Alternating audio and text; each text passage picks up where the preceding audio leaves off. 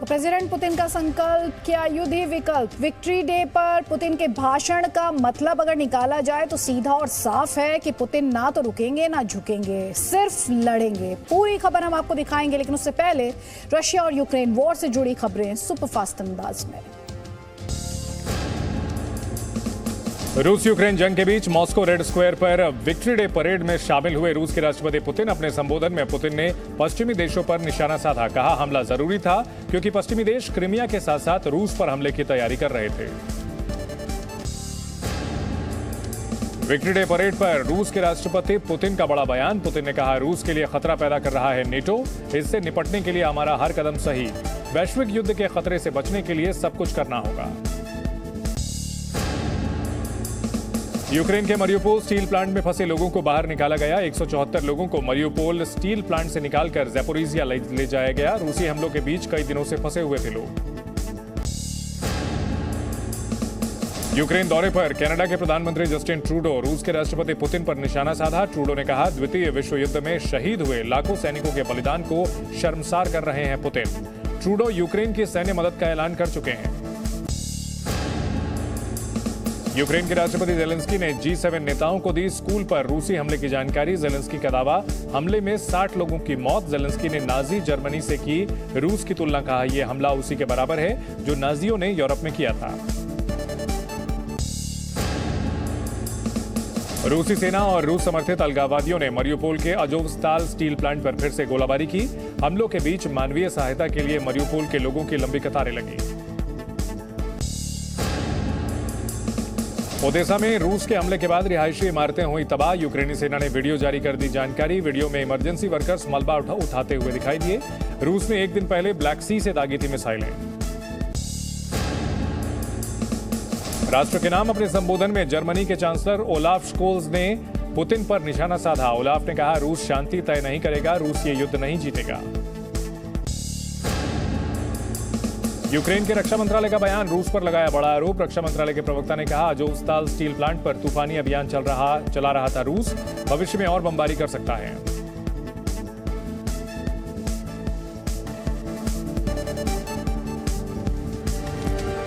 Ukraine पर हमले के 75वें दिन रशिया के राष्ट्रपति व्लादिमीर पुतिन ने यह साफ कर दिया कि उनकी लड़ाई यूक्रेन से नहीं बल्कि उनकी लड़ाई है नेटो फोर्सेस से। नाजी जर्मनी पर जीत की 77वीं बरसी यानी विक्ट्री डे पर रशिया ने मॉस्को में अपनी सैन्य ताकत का प्रदर्शन भी किया। आशंका ये जताई जा रही है कि इस मौके पर प्रेसिडेंट पुतिन या तो बड़े युद्ध का ऐलान कर सकते हैं, लेकिन अमेरिका और यूरोप के एक्सपर्ट्स का सारा ज्ञान फेल हो गया। प्रेसिडेंट पुतिन ने विक्ट्री डे पर भी किसी को ये भनक नहीं लगने दी कि उनकी स्ट्रैटेजी या उनका इरादा अब है क्या।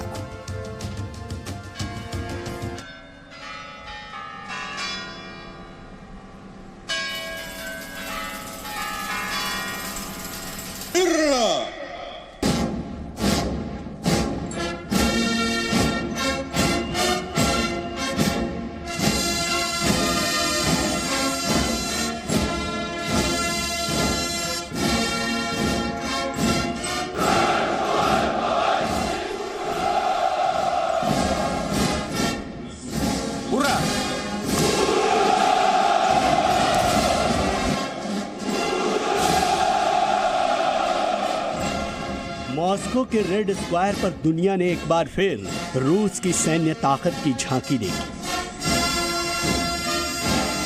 विक्ट्री डे परेड में वो हथियार भी थे जिनका इस्तेमाल रूस की सेना यूक्रेन पर आग बरसाने में कर रही है। इस समय जो हथियार आपके सामने से निकल रहा है वो ग्रैड सिस्टम है, मल्टी बैरल रॉकेट लॉन्चर है। इसका इस्तेमाल भारतीय सेना भी करती है। इन मल्टी बैरल रॉकेट लॉन्चर्स का इस्तेमाल भारतीय सेना भी करती है। और अभी हाल में आपने यूक्रेन के खिलाफ कार्रवाई में इन ग्रैड सिस्टम्स को बहुत बड़े पैमाने पर गोलाबारी करते हुए देखा था। 40 रॉकेट्स होते हैं जो कि बहुत कम वक्त में 20 सेकंड के अंदर फायर होते हैं और इनकी रेंज बहुत लंबी होती है और इनकी विनाशक क्षमता बहुत ज्यादा होती है। भारतीय सेना भी ग्रैड सिस्टम का इस्तेमाल करती है। और इसी परेड में पुतिन ने अपनी उन मिसाइलों की नुमाइश भी की जिनके डर से नाटो की सेना यूक्रेन का साथ देने की हिम्मत नहीं दिखा रही। इस समय सेल्फ प्रोपेल्ड आर्टिलरी निकल रही है। सेल्फ प्रोपेल्ड आर्टिलरी यानी वो तोपखाना जो तोप की मार रखता है और लेकिन उसको किसी टैंक की तरह बहुत तेज़ी से आगे बढ़ाया जा सकता है। भारतीय सेना में हाल में ही शामिल हुआ है 2018 में, और ऐसे इस दक्षिण कोरिया और एक भारतीय कंपनी के सहयोग से K9 वज्र को बनाया गया है, जो भारतीय सेना में 2018 में शामिल हुआ है। ये मूल रूसी सेल्फ प्रोपेल्ड गन्स हैं। रूस के इन हथियारों के बारे में सबको पहले से मालूम था, इसलिए अमेरिका, यूरोप और दुनिया भर के देशों की नजरें हथियारों से ज्यादा पुतिन के भाषण पर थी। सबको लग रहा था कि विक्ट्री डे पर पुतिन जरूर बताएंगे कि वो यूक्रेन पर हमला करके क्या हासिल करना चाहते हैं। Беспримерного подвига на фронте и в тылу. День Победы близок и дорог каждому из нас. В России нет семьи, которую бы не опалила Великая Отечественная война. Память о ней не меркнет. В этот день в нескончаемом потоке бессмертного полка дети, внуки и правнуки героев Великой Отечественной. Они несут фотографии своих родных, погибших солдат, которые навеки остались молодыми и уже ушедшими от нас ветеранами. पुतिन ने सीधे सीधे यूक्रेन पर हमले के लिए नाटो को जिम्मेदार ठहराया। उन्होंने ये भी साफ कर दिया कि यूक्रेन पर हमला युद्ध नहीं है, बल्कि रूस की सेना डोनबास में अपनी मातृभूमि की सुरक्षा के लिए अभियान चला रही है। В открытую шла подготовка к очередной карательной операции на Донбассе, к вторжению на наши исторические земли, включая Крым. В Киеве заявленности от обычаев предков, от уважения ко всем народам и культурам. А на Западе эти тысячелетние ценности, судя по всему, решили. पुतिन ने यूक्रेन से ज्यादा हमले अमेरिका और नाटो पर ही किए। उन्होंने अमेरिका को आगाह भी किया कि उसने रूस से भिड़कर गलती कर दी है। Мы чтим всех воинов союзнических армий, американцев, англичан, французов, участников сопротивления, отважных солдат и партизан Китая, всех, кто разгромил нацизм и милитаризм. Уважаемые товарищи, сегодня ополченцы Донбасса вместе с бойцами армии России сражаются на своей земле. Вы сражаетесь за Родину, за ее будущее, за то, чтобы никто не забыл уроков Второй мировой, чтобы в мире не было места палачам, карателям и нацистам. जिस वक्त मॉस्को में पुतिन यूक्रेन पर अपने हमले को सही ठहरा रहे थे, उसी दौरान यूक्रेन में मारे गए रूसी सैनिकों के शवों को सामूहिक कब्रों में दफनाया जा रहा था। पुतिन ने अपने उन सैनिकों के बलिदान को भी याद किया। Сокрушимые силы нашего единого многонационального народа. Сегодня вы защищаете то, за что сражались отцы, деды, прадеды. Для них высшим смыслом жизни всегда были благополучие и безопасность Родины. पुतिन ने विक्ट्री डे परेड में यूक्रेन पर हमले के अंत का कोई संकेत नहीं दिया। उन्होंने यूक्रेन से ज्यादा अमेरिका और नाटो पर आग उगली। दूसरे विश्व युद्ध में रूस और यूक्रेन साथ मिलकर नाजी जर्मनी से लड़े थे और साथ साथ विक्ट्री डे मनाना शुरू किया था। लेकिन आज दोनों देशों के अपने अलग अलग विक्ट्री डे हैं और दोनों ही देश एक दूसरे पर नाजीवादी होने का आरोप लगा रहे हैं। दोनों ही देश जंग में उलझे हुए हैं और लगातार लोग मारे जा रहे हैं और इन हालात को देखकर लगता नहीं है कि जल्द ही ये संघर्ष बंद होगा। पुतिन के भाषण के बाद अब अमेरिका और यूरोप के देशों के रणनीतिकारों का दिमाग चकरा गया है। उन्हें समझ नहीं आ रहा कि पुतिन का इरादा क्या है। वो डोनबास पर कब्जा करके युद्ध विराम करेंगे या फिर यूक्रेन की लड़ाई आगे बढ़कर नाटो की दहलीज तक पहुंचने वाली है। मॉस्को में कृष्ण मोहन मिश्रा के साथ ब्यूरो रिपोर्ट, जी मीडिया। तो प्रेसिडेंट पुतिन ने यूक्रेन संकट के लिए अमेरिका और नेटो फोर्सेस को खरी खोटी तो सुनाई, लेकिन उन्होंने परमाणु हमला करने या किसी और देश के साथ युद्ध लड़ने की कोई धमकी नहीं दी। इसका मतलब ये नहीं है कि नेटो पर रशिया के परमाणु हमले का खतरा टल गया है। मॉस्को में विक्ट्री डे परेड से ठीक पहले रशिया की स्पेस एजेंसी के प्रमुख ने धमकाया कि नेटो के सभी देशों को दुनिया के नक्शे से मिटाने में रशिया को सिर्फ 30 मिनट्स लगेंगे, 30 मिनट लगेंगे।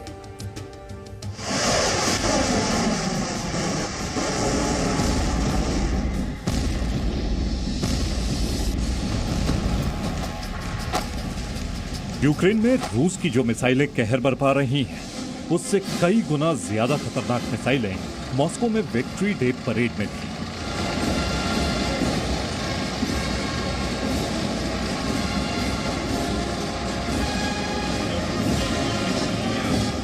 रूस की इन मिसाइलों की रेंज दुनिया के हर कोने में है और इन मिसाइलों से परमाणु हमला भी किया जा सकता है। लेकिन राष्ट्रपति पुतिन ने ऐसा कोई संकेत नहीं दिया।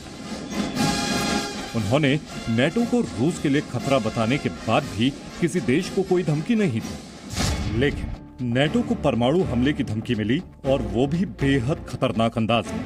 रूस की स्पेस एजेंसी रोसकोसमोस के प्रमुख दिमित्री रोगोजिन ने टेलीग्राम ऐप पर पोस्ट लिखा, जिसमें उन्होंने चेतावनी दी कि अगर परमाणु युद्ध की नौबत आई तो नेटो के सभी देशों को रूस महज 30 मिनट में खत्म कर देगा। इसीलिए भलाई इसी में है कि नेटो ऐसे हालात न पैदा करे। परमाणु युद्ध की स्थिति पैदा करने की इजाजत किसी को नहीं दी जा सकती, क्योंकि इसका दुष्परिणाम पूरी धरती को भुगतना पड़ेगा। दिमित्री रोगोजिन को राष्ट्रपति पुतिन का बहुत करीबी माना जाता है और वो रूस के पूर्व उप प्रधानमंत्री भी हैं। इसीलिए नेटो के सदस्य देशों को आधे घंटे में मिटा देने की उनकी धमकी को अमेरिका और यूरोप के देशों में काफी गंभीरता से लिया जा रहा है। राष्ट्रपति पुतिन समेत रूस के सभी लोगों की नजर में नेटो इसलिए विलन बना हुआ है क्योंकि यूक्रेन को लड़ने के लिए हथियार नेटो के देश ही दे रहे हैं।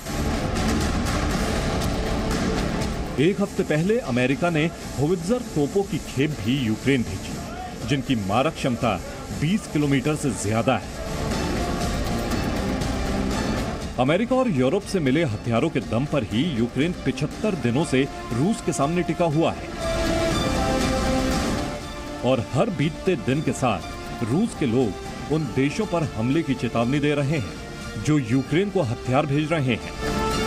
कुछ दिन पहले ही ब्रिटेन की विदेश मंत्री लिज ट्रस ने यूक्रेन को लड़ाकू विमान और टैंक देने की वकालत की थी। Heavy weapons, tanks, aeroplanes, digging deep in our inventories, ramping up production. We need to do all of this. Our sanctions have already seen Russia facing its first external debt default for a century, and we need to go further. There must be nowhere for Putin to fund this appalling war. इस बयान के बाद रूस की सरकारी media ने Britain को भी परमाणु हमले की चेतावनी दी थी। उसकी भाषा भी रूस की स्पेस एजेंसी के चीफ जैसी ही थी। रूस की स्पेस एजेंसी के प्रमुख नेटो के सभी देशों को 30 मिनट में खत्म करने की धमकी दे रहे हैं, तो रूस के एक सरकारी चैनल ने दावा किया था कि जमीन या समंदर किसी भी जगह से रूस ने ब्रिटेन पर परमाणु हमला किया तो उसका नामो निशान मिट जाएगा। हैरानी की बात यह है कि चाहे रूस की सरकार हो चाहे नेटो के देश, सब इस बात से सहमत हैं कि परमाणु हमले की धमकी देना गैर जिम्मेदाराना है।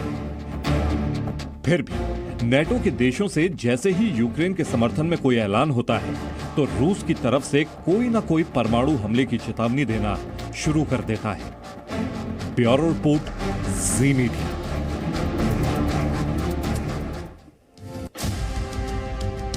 यूक्रेन पर रशिया के हमले के बाद आपको याद होगा कैपिटल कीव में सभी देशों ने अपने दूतावास बंद कर दिए थे, लेकिन जंग अभी थमी नहीं है और अमेरिका समेत कुछ देशों के राजनयिक दोबारा कीव लौटने लगे हैं।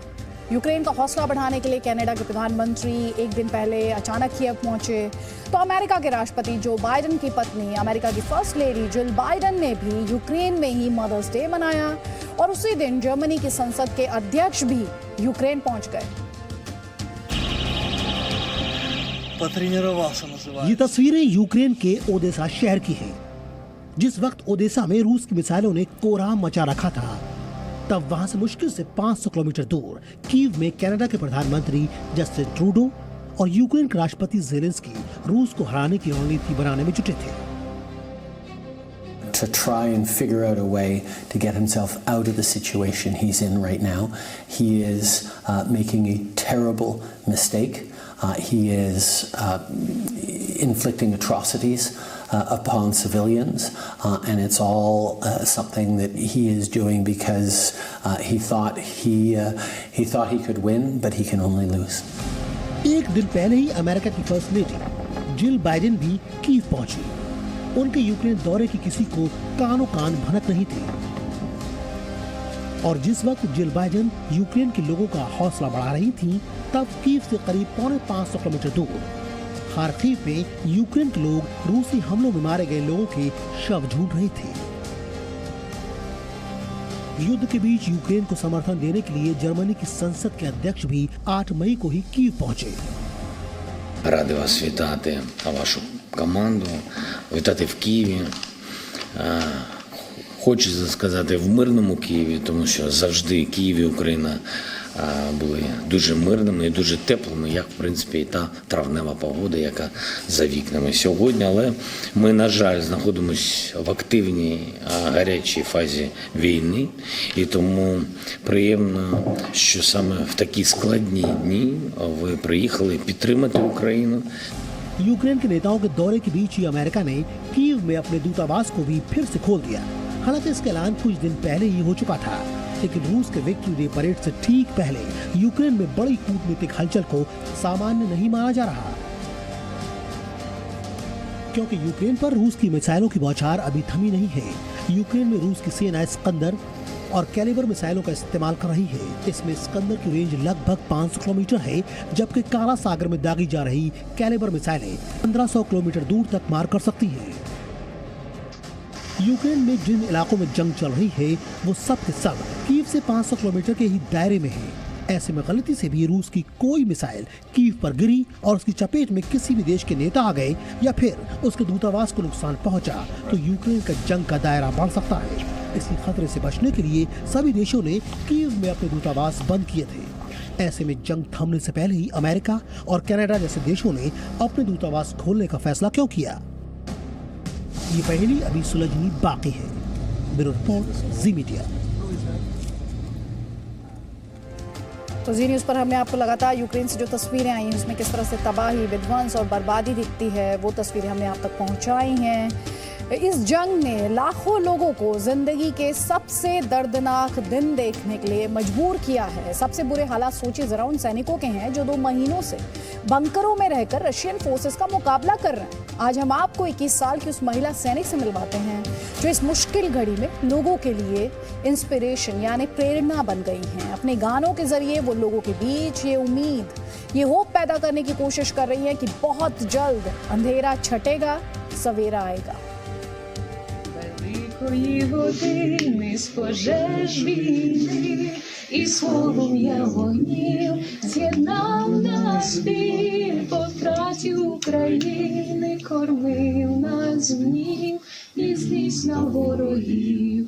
І ось ми йдем у бою життєвому, тверді, міцні, незламні, як граніт, бо плач не дав свободи ще нікому, а хто борець, той здобуває світ. Не хочемо ні слави, ні заплати, заплата нам, то розкіш боротьби, солодше एक एक शब्द бою умирати, जोश और उम्मीद से भरा हुआ। так як німі раби. आप यूक्रेन की भाषा भले ही न समझ पाए, लेकिन भावनाएं भाषा की हर दीवार को तोड़ देती है। Є брат на брата йти у बंकर के अंदर से बाहर आई ये आवाज हर सैनिक की मायूसी को उल्लास में बदल देती है। великої години з пожеж війни і полум'я вогнів з'єднав нас біль по втраті України, кормив нас гнів. रूस दुनिया को अपनी ताकत दिखा रहा है और यूक्रेन की ये महिला सैनिक गीत के जरिए बता रही है कि गुस्से और बदले की आग तब तक नहीं बुझने वाली जब तक रूसी सैनिक सरहद से बाहर नहीं जाए।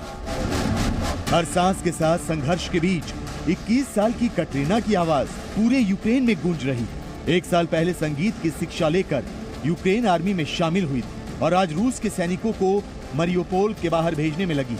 युद्ध के बीच we were born at a great art राष्ट्रगान की तरह लोगों के बीच लोकप्रिय हो गया, जिसे गाते हुए कटरीना वीडियो में नजर आ रही है। दुनिया भर में सोशल मीडिया पर कटरीना वायरल है और लोग उन्हें सॉन्ग बर्ड ऑफ मरियोपोल बोल रहे हैं।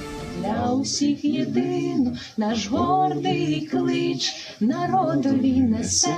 इस गीत में गुस्सा भी है, गुजारिश भी है, जिंदगी का अंधेरा भी है और सवेरा भी। Україна вище понад 3 महीने पहले वाली जिंदगी तलाशते हुए एक सपना भी है, всіх упавших слава. और इस सपने को सच करने दुनिया भर से यूक्रेन को मदद भी मिल रही है। Наказ соборна. लोगों की कमजोर होती हिम्मत को मजबूत करने के लिए दुनिया भर के ताकतवर लोग यूक्रेन पहुंच रहे हैं। मदर्स डे के दिन अमेरिकी राष्ट्रपति जो बाइडेन की पत्नी जिल बाइडेन भी कीव पहुंची। जेलेंस्की की पत्नी ओलेना जेलेंस्की से मुलाकात करने के बाद बमबारी में बर्बाद हुए एक स्कूल को देखने पहुंची। कीव में जिंदगी के लिए जंग लड़ रहे लोगों को हौसला देने के लिए दुनिया भर में मशहूर U2 बैंड के बोनो भी पहुंचे। पहले कीव की सड़कों पर बम और बारूद के निशानों को देखा और उसके बाद मेट्रो स्टेशन पर युद्ध में शहीद सैनिकों को अपने बैंड के साथ श्रद्धांजलि दी। We feel you are fighting for our freedom. Ми відчуваємо, що ви боретесь і за нашу свободу, не тільки за свободу України, а про всіх, хто піклується про тему свободу. Тому дякуємо вам, щиро дякуємо. हर गीत एक कहानी छोड़ती है, फिर वो गीत बोनो की हो या फिर कटरीना की। इन दिनों गीतों में ये उम्मीद है कि एक दिन ये दर्द खत्म होगा। गुमान के साथ यूक्रेन का झंडा पहले की तरह देश के कोने कोने में लहराएगा। ब्यूरो रिपोर्ट, सीमित।